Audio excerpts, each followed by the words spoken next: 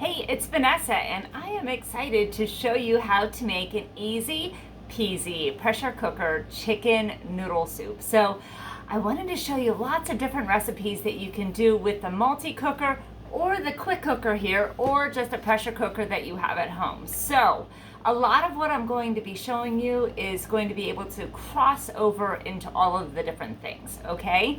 So let me just start by saying that this is our previous model, the quick cooker. Many of you have it, love it, and you're like, oh my word, it makes dinner time such a snap in my house. Well, we have added a few more features, and now we have the multi-cooker.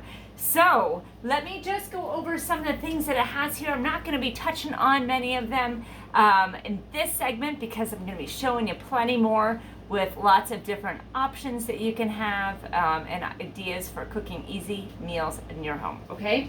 So tonight we're going to be using the custom and the sear setting. You can also, it has egg, poultry, beef, pork, seafood, white rice, whole grains, soup, beans, dessert, steam, slow cook, sous vide, yogurt, and you can actually sterilize. So lots of different things, but we're going to focus on two of them tonight. But let me just give you a quick little rundown.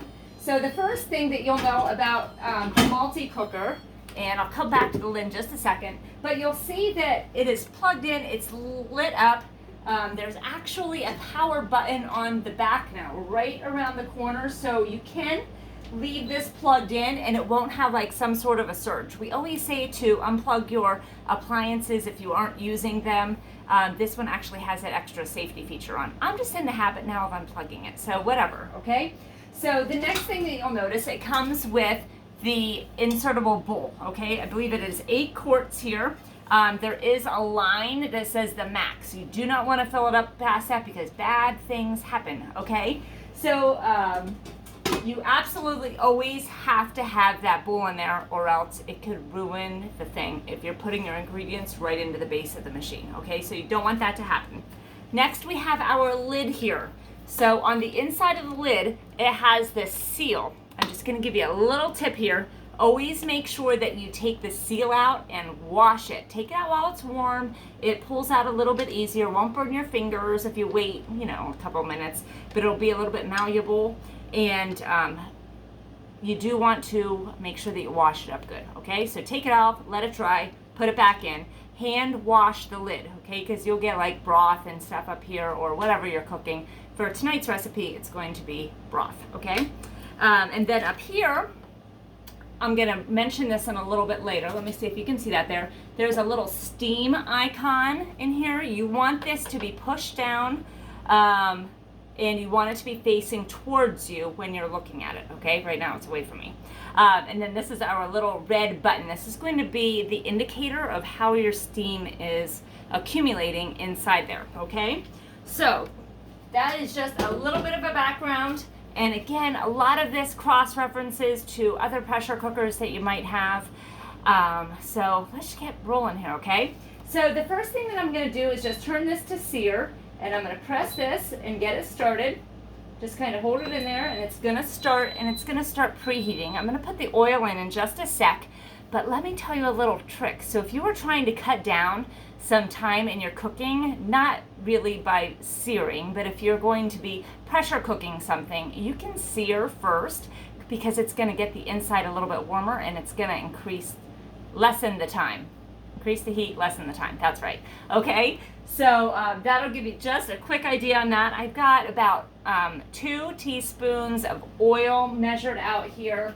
And of course, the recipes are going to be posted for you. You'll also have a picture of the end result, so you don't have to watch, too long of a video, right?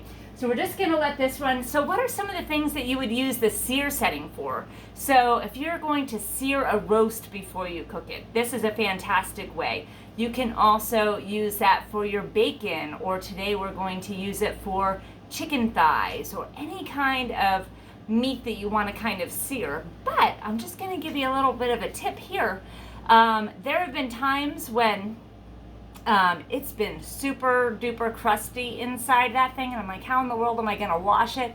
Perhaps I have let it sit for too long and pasta sauce or whatever has crusted on the inside. You all know what it's like. We don't wash everything right away, right?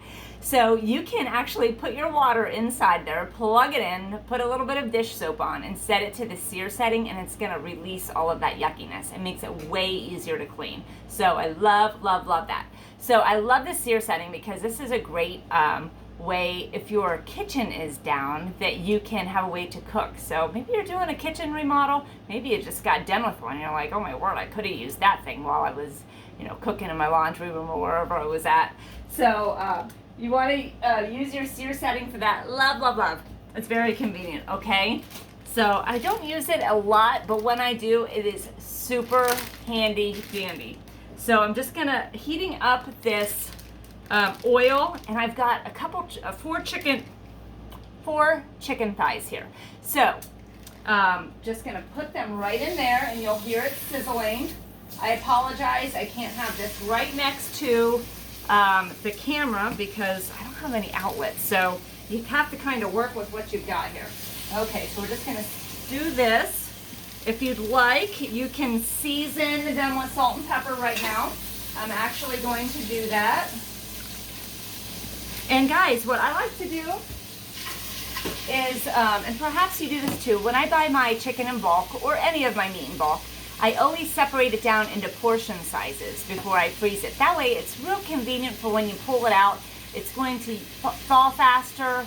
It's just going to be already in one thing, so you don't have to worry about cooking the entire thing once, and it's going to make your dollar go further, right? So that's what I am all about. I'm always about making delicious recipes that are going to save me money, right? So I'm just going to sprinkle some pepper in here. So I have about an 1/8 teaspoon of pepper, 1/2 teaspoon of salt. Let's get that in there too. And it's okay if I got a lot on the chicken breast because we're going to be cutting them up later, okay? So one thing that you do want to keep in mind when you are doing this is watch where you are cooking at. So this cupboard door doesn't completely close all the way now because I'm always cooking in this area. But you want to make sure, especially like when you're going to be searing or when you are going to be releasing pressure, that is faced away from your cupboards, okay? Or your walls or whatever. Another thing that you can do, now it won't work when you're searing because you always have to have the lid off when you're searing so the stuff is just coming up, right? But when you are releasing the pressure, I thought I had one right behind me, you can actually throw like a towel on top of it to make sure that it doesn't disperse, or you can even put the lid to a pot there to kind of divert it in the other direction too. And you can pretend they're like symbols or something, right? Okay. So let me just give these a little bit of a twist. So do make sure that you don't put the lid on. If you put the lid on when you have it in sear, you will be sad because bad things will happen. Okay? So if you're making this recipe, you can feel free to add some other spices in if you want, or herbs. So I'm going to be using our tongs. If you don't have these, you gotta get a set because I don't touch raw meat. Okay, so I have a pair of big ones. I also have a pair of baby ones, and that way I can keep track if one has been used for raw meat and one is used for cooked meat too. Okay, so this says that my sear time is over. I'm going to actually just cancel that and send it on sear again because I want to make sure that my chicken is it going here? There we go. I want to make sure that my chicken is more cooked here, okay? So I'm just going to be doing that for just until they're brown, so just a couple more minutes here, but I did flip them over, so I want to get the other side. It does not matter if they are cooked all the way through. I just want them to look pretty on the outside because as this cooks, they're going to cook the chicken too, okay? So let's talk about how a pressure cooker works and some general rules. So number one, anytime that you have the lid on and you have it on any of the other settings that is not sear, you need to have at least 1/2 to 1 cup of liquid. So that liquid can be water, it can be broth. I have also substituted it out for like salsa. So if you're making a chicken salsa, you can do that too.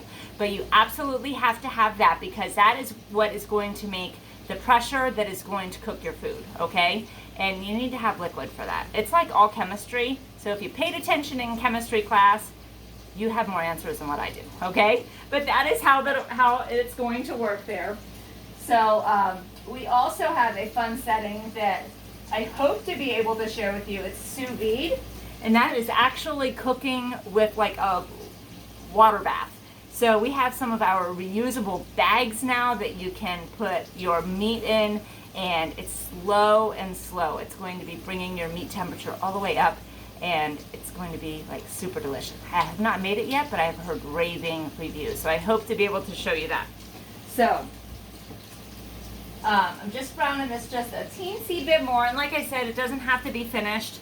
I don't even know if I'll be able to show it to you because I don't have the extension cord out to be using, which is also a great point that you should not be using extension cords with your appliances. You know, sometimes things get a little bit tough and you have to do that. You just make do, right?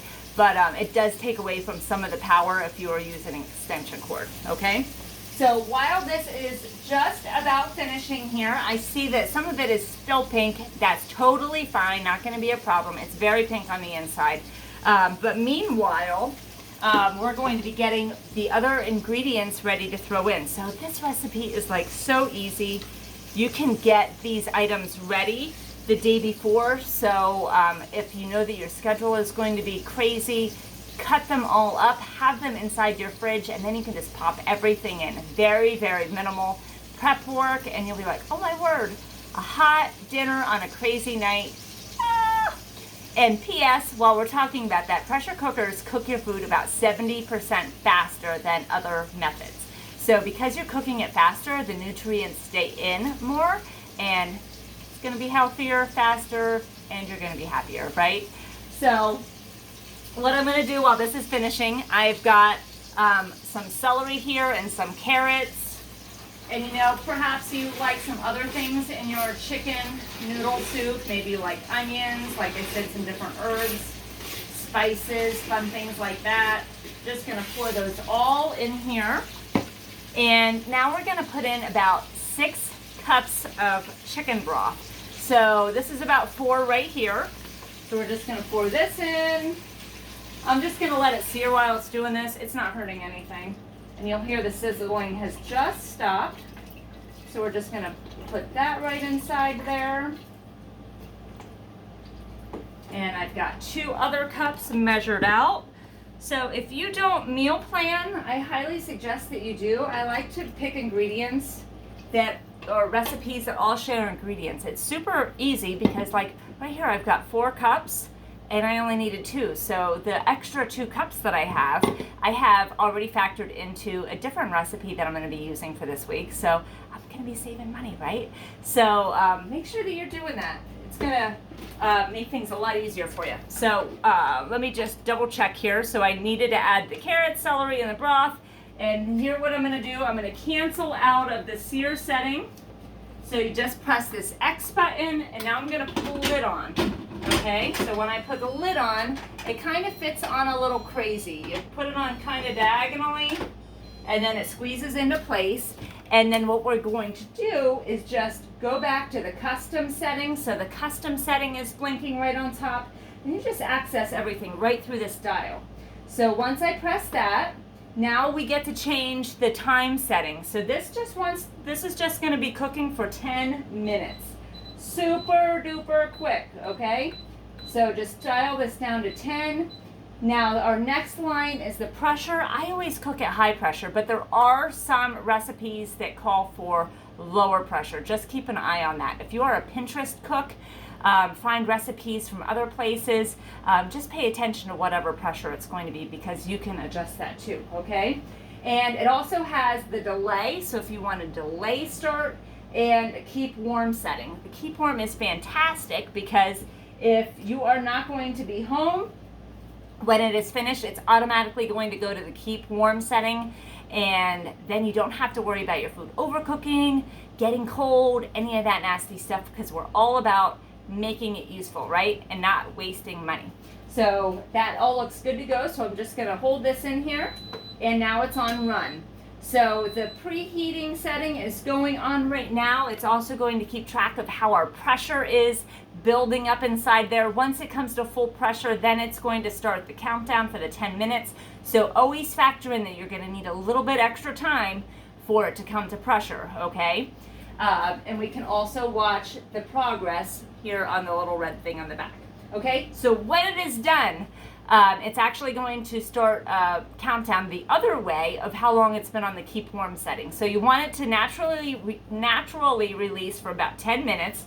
And then to do the quick release, you're just going to press this steam button right here. And to do that, make sure that you turn it away from your cabinets, away from anything. If you're not sure, just unplug it and take it to the middle of your table and just shoot it off there, okay? But just shoot that out. A lot of steam is going to come out the top here. And then when that happens, we're just going to add some cooked egg noodles. So, or regular noodles, whatever you want to add. Okay, just use whatever noodles make you most happy. We actually like throwing some frozen corn in later for chicken corn soup. You can just throw that in at the end because the corn takes like no time at all to cook. Okay, and that is it. So this is one of your easy peasy recipes that is going to like make you look like a rock star even if you don't cook, because I've done very minimal prep, minimal effort here, and it's a winner, right? So stay tuned. I've got more to share with you, and we'll talk to you soon. Bye bye.